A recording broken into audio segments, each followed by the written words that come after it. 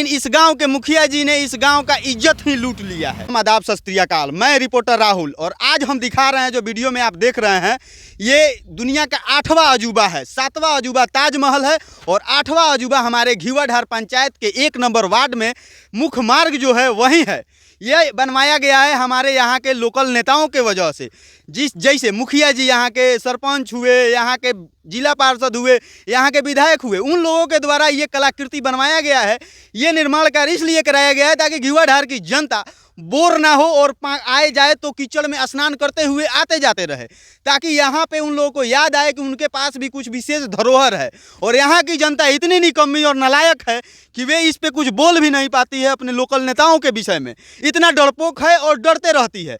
तो हम आइए दिखाने का काम कर रहे हैं। हमारा चैनल के माध्यम से इस चीज़ को उजागर किया जा रहा है कि यहाँ पे क्या चल रहा है। घीवाधार की शासन व्यवस्था इतनी निकम्मी हो चुकी है कि जिसका कोई हद हिसाब नहीं है। और इस विषय में हम बात करेंगे गोलू जी से। तो गोलू जी, हमारे चैनल पे आपका स्वागत है। जी, आपका बहुत बहुत धन्यवाद। तो बताइए, ये आपके गांव के सड़क का हालात ऐसे है, तो इस पे आप लोग कुछ नहीं करते हैं?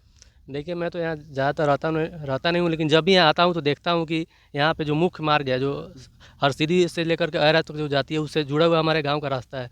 इस पे हमेशा जल जमा होते रहता है। और मुखिया जी इधर जब सरपंच थे तब आते थे तो सारा देखते थे, निरीक्षण करते थे। लेकिन अब जब मुखिया जब से बन चुके हैं तब से ना इधर आते हैं ना कोई इंस्पेक्शन लेते हैं। आए दिन यहाँ पे एक्सीडेंट होता है। तो भैया देखिए, यहाँ पे एक्सीडेंट होते रहता है। हम सुने यहाँ पे 1-2 आदमी का हाथ पैर टूट गया था।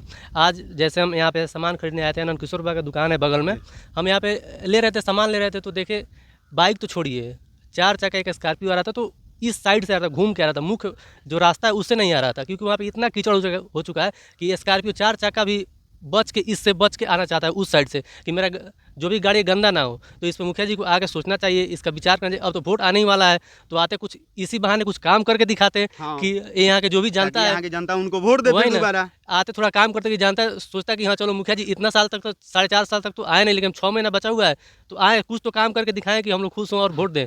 लेकिन अब मुखिया जी को कौन समझाए, वो जाने, उनका काम जाने। हाँ। हम तो यहाँ रहते नहीं, लेकिन फिर भी मेरा गाँव है तो इतना सोचना तो मेरा फर्ज बनता है कि गाँव में कुछ, गाँव के लिए मान लीजिए अगर कुछ गलत हो रहा है तो उस पर ध्यान देना कर्तव्य है। यहाँ पे विकास हो और गाँव हमारा अच्छा बने, एक नेशनल लेवल पे इसका नाम जाए, अच्छा इसका इमेज बने, यही मैं चाहता हूँ। बाकी अब मुखिया जी जाने, उनका काम जाने। देखिए, कोई भी गांव का विकास तब संभव है जब वहाँ की सड़क अच्छी हो। और एक चीज़ कहा जाता है कि किसी भी गांव का मेन रोड होता है, उस गांव का इज्जत होता है, मान सम्मान होता है। लेकिन इस गांव के मुखिया जी ने इस गांव का इज्जत ही लूट लिया है। और आप इस पे क्या कहना चाहिएगा, कमेंट करके बताइए ऐसे निकम्मे मुखिया लोगों के विषय में। और ये हालात इस गांव के हर सड़क का है, चाहे पूर्व टोला में चले जाइए, चाहे कहीं भी चले जाइए, ऐसा ही जल जमाव लगा रहता है, लेकिन कोई इस पे कुछ नहीं बोलता। और यहाँ की जनता भी चुप है, यहाँ की जनता भी नहीं कुछ बोल पाती है। अब मान लीजिए गोलू बाबू हैं तो ये बाहर रहते हैं, लेकिन आज घर पे आए हैं तो इस विषय में ये बोल रहे हैं, नहीं तो यहाँ पे जो रहते हैं वो कुछ नहीं बोल पाते हैं।